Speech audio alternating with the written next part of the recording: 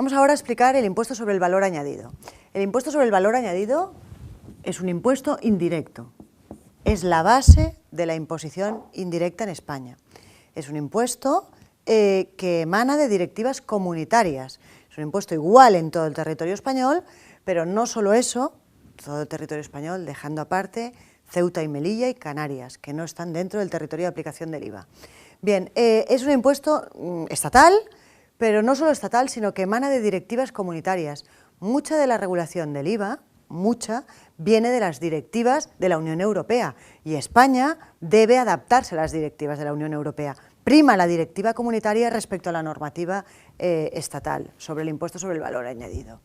Bien, lo primero que quiero dejar claro en el IVA es quién es el sujeto pasivo del IVA. Aquí normalmente hay confusión en quién es el sujeto pasivo del IVA, porque muchas veces puedo contestar, ¿el sujeto pasivo es el consumidor final? No, el consumidor final es el que soporta efectivamente el impuesto. El sujeto pasivo es el empresario o profesional que realiza la entrega de bienes o las prestaciones de servicios sujetas a IVA. Y a mí me gusta explicar el tema del sujeto pasivo con algo que todos vemos muy claro y que nos puede afectar a más de uno en nuestra vida particular. Supongamos que tú eres propietario de tu vivienda en la que vives, y tú eres propietario junto con el resto de 6 vecinos que estáis en la escalera. Y todos comprasteis vuestro piso con vuestro parking. Todos tenéis piso y parking el día que lo comprasteis. Bien, y tú quizás no tienes vehículo, pero cuando compraste piso había piso y parking. Y tu vecino del segundo segunda tiene 2 coches. Pues ¿qué va a hacer el vecino? Decirte si le quieres alquilar la plaza de parking. Y tú le dirás, pues te la alquilo. Oh, pues vamos a ver si eso tiene o no tiene IVA. Analicemos la regulación del IVA en cuanto a los arrendamientos de bienes inmuebles. Bien, la regulación del IVA dice, no de esta forma, pero dice que los arrendamientos de bienes inmuebles están sujetos a IVA. No es que diga que están sujetos, sino que en el artículo 20, que habla de las exenciones, me dice que queda exento de IVA. ¿Qué es lo que no tiene IVA? Exento de IVA. Dice, pues queda exento de IVA el arrendamiento de viviendas. Pero si no es una vivienda, queda sujeto a IVA. Tú le estás alquilando a tu vecino una plaza de parking. ¿Es una vivienda? No. Pues si no es una vivienda no está exento, está sujeto a IVA. Cuando yo alquilo una plaza de parking, y solo la plaza de parking sola, porque si alquilara vivienda y parking se entiende arrendamiento de vivienda, y hemos dicho que queda exento. Yo lo único que le arriendo a mi vecino del segundo segunda es mi plaza de parking. ¿Está sujeto a IVA? Evidentemente. No es vivienda, estoy realizando una operación sujeta a IVA, me acabo de convertir en sujeto pasivo de IVA. O sea, ¿qué es un sujeto pasivo de IVA? Todo aquel que realiza operaciones sujetas a IVA.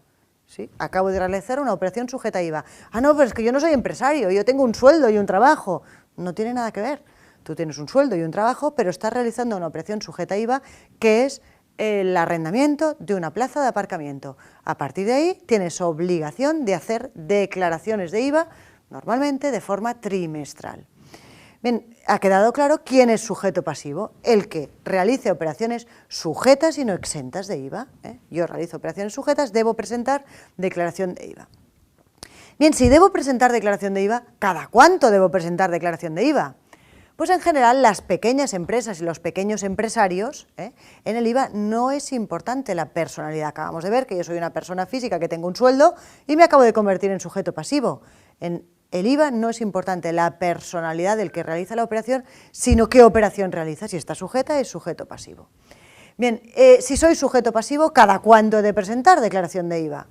Pues depende. Si soy una pequeña empresa, facturo en general menos de 6 millones de euros, voy a tener que presentar declaración trimestral. En el primer trimestre declararé mis operaciones de IVA de enero, febrero y marzo y la presentaré el 20 de abril.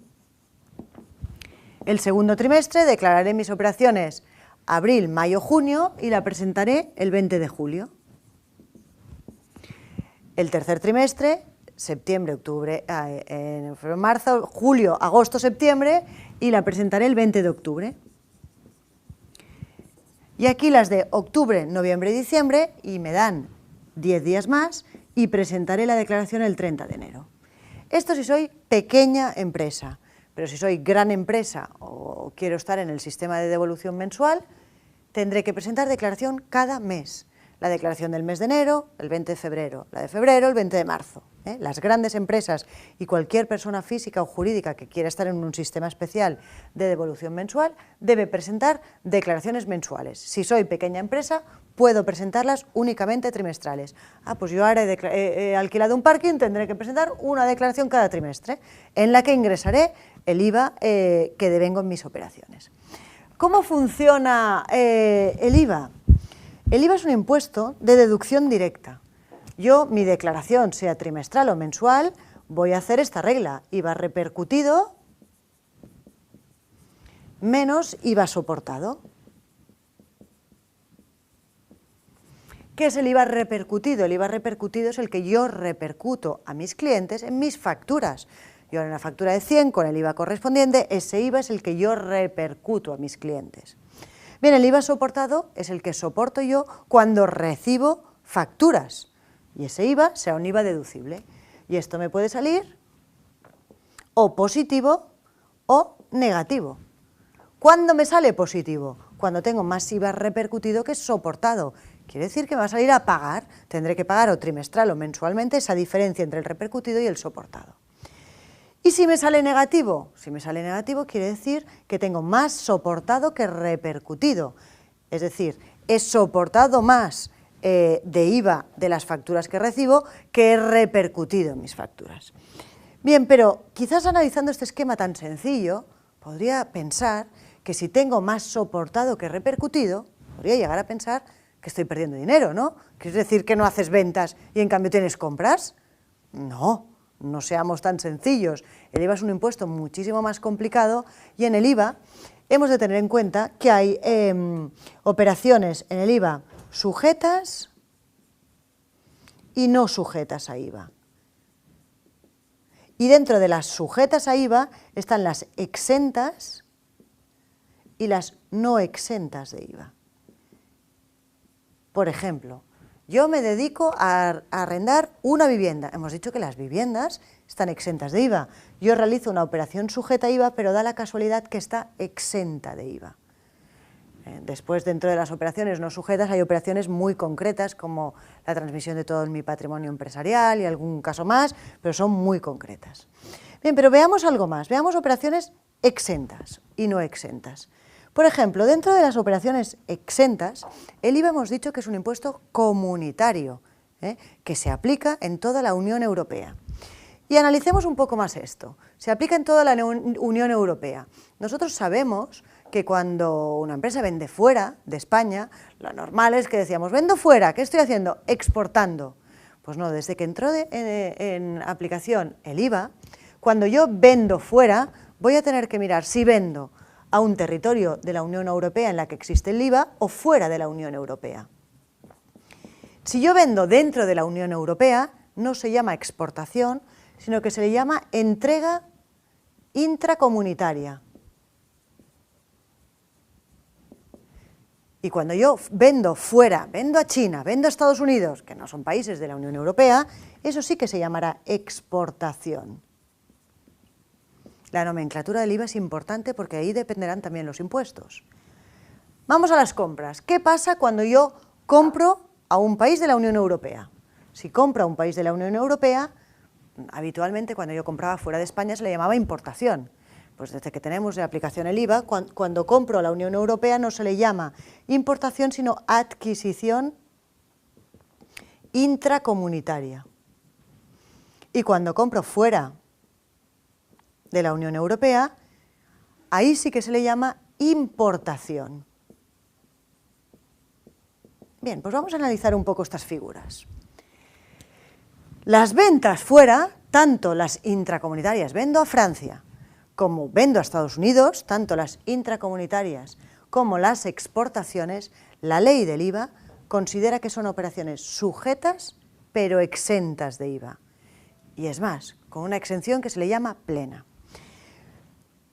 Vendo fuera, está exento de IVA. Vendo sin IVA, pues anda, si yo estoy vendiendo fuera, no tendré IVA repercutido porque mis operaciones están exentas de IVA. IVA repercutido 0. Pero en cambio, compro en España, tendré IVA soportado.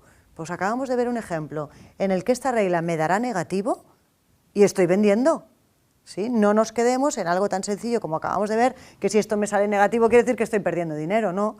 Una empresa que se dedique a exportar o a vender a la comunidad tendrá de IVA repercutido cero, porque estas operaciones están exentas de IVA, no tienen IVA, no tendré repercutido. Pero en cambio, si compro pues, una empresa textil que lo vende todo fuera, pero que fabrica y tiene sus talleres en España, sus compras las hace en España, tendrá IVA soportado, en cambio no tendrá repercutido. Esto le saldrá siempre negativo. Compra en España y vende fuera, tendrá IVA negativo. Analicemos ahora las compras. Bien, si yo digo que vendo a Francia, y esto queda exento, cuando yo vendo a Francia queda exento, cuando yo compro a un país de la Unión Europea, cuando yo compro, siempre de ser sujeto pasivo del IVA. Estas reglas solo funcionan cuando soy sujeto pasivo del IVA. Si soy consumidor final, cualquier operación tiene IVA, a no ser que esté exenta. Bien, pues cuando yo compro a Francia, hombre, a reciprocidad, si yo vendo a Francia, vendo sin IVA, cuando yo compro a Francia, compro sin IVA. Las adquisiciones intracomunitarias en general de bienes, siempre que sean realizadas por empresarios que estén en el sistema de operaciones intracomunitarias, queda exento de IVA. ¿Qué pasa si yo compro fuera de la Unión Europea? Yo compro a Estados Unidos, compro a China. Hombre, estos países cuando venden, los países del mundo cuando venden lo que quieren es exportar, venden libres de impuestos. Bien, pues a mí el género que me llega de China o me llega de Estados Unidos llega a aduanas. Bien, y en aduanas, para yo poder retirar el género, he de pagar el IVA a la importación. El IVA a la importación es el mismo que el IVA nacional, los mismos porcentajes. Bien, pues yo sí que tendré soportado cuando compro a un país que está fuera de la Unión Europea, pero lo soportaré en territorio nacional. En la aduana española, al retirar el género, tendré que pagar el IVA a la importación. Bien, este es el esquema básico del IVA. El IVA es un impuesto de deducción directa. Directa quiere decir que cuando se realiza la operación me da derecho a la deducción del IVA. Esa es la base del IVA. El IVA, su base principal es que es un impuesto neutro para todos los que son sujetos pasivos del impuesto, con excepciones, pero vamos a generalizar. Para todos los que son sujetos pasivos del impuesto, el IVA es neutro, porque yo lo repercuto a mis clientes, lo pago a mis proveedores y lo único que hago es ingresar o percibir la diferencia. Pero en principio, para los que son sujetos pasivos del IVA, no es ni ingreso ni gasto, ¿sí? No es ni ingreso ni gasto. Por eso es un impuesto indirecto, ¿sí? Afecta al consumidor final, no al que es sujeto pasivo del impuesto. Bien, entonces decía que es un impuesto de deducción directa. Una empresa que compra un inmueble que es un bien cuya vida útil va a ser superior a un año, ¿no? He comprado un inmueble que me ha costado 100 y he pagado un IVA de 21, por poner un ejemplo, ¿no? Bien, pues esos 100 que me ha costado el inmueble, yo los pondré como gasto en el impuesto sobre sociedades, pero como gasto poco a poco, vía amortización, ¿sí? Porque todos aquellos bienes cuya vida útil es superior a un año, el impuesto sobre sociedades dice que deberán amortizarse en función de su vida útil. Pues esos 100 los iré poniendo poquito a poquito en el impuesto sobre sociedades vía amortización. Pero llega el IVA. El IVA, esos 21 que he pagado de IVA por la compra del inmueble, es un impuesto de deducción directa. Esos 21 son directamente deducibles. No es un impuesto amortizable, es un impuesto deducible. ¿Yo qué tendré de IVA soportado? Todo el que soporten mis facturas, sea mis facturas por adquisiciones de bienes relacionados con mi actividad, de bienes y derechos que componen mis existencias, como de bienes del inmovilizado, impuesto de deducción directa. Si se realiza la operación, puedo deducírmela directamente. No he de esperar a la amortización del bien. Impuesto de deducción directa. Es más, en el caso del que yo haya comprado un bien de inversión, cuyo IVA soportado es importante, puedo pedir la devolución de ese IVA. El IVA es positivo, me sale a pagar, el IVA es negativo, puedo pedir que me lo devuelvan. Puedo pedir que me lo devuelvan o puedo pedir que lo vaya compensando en diferentes periodos impositivos. Bien, pues con estas reglas básicas del IVA quería dejar claro quién es el sujeto pasivo del impuesto, todo aquel que realiza operaciones sujetas al impuesto, y dentro de las sujetas pueden estar exentas o no exentas. Miremos las exportaciones, entregas intracomunitarias. El que realiza exportaciones realiza una operación exenta, no lleva IVA, pero sí que es sujeto pasivo del impuesto porque es una operación sujeta al impuesto. Bien, pues analicemos quién es el sujeto pasivo, todo aquel que realiza operaciones sujetas, y me da igual si soy persona física o jurídica, si las realizo soy sujeto pasivo. Otra cosa es quién lo soporta de verdad, que es el consumidor final.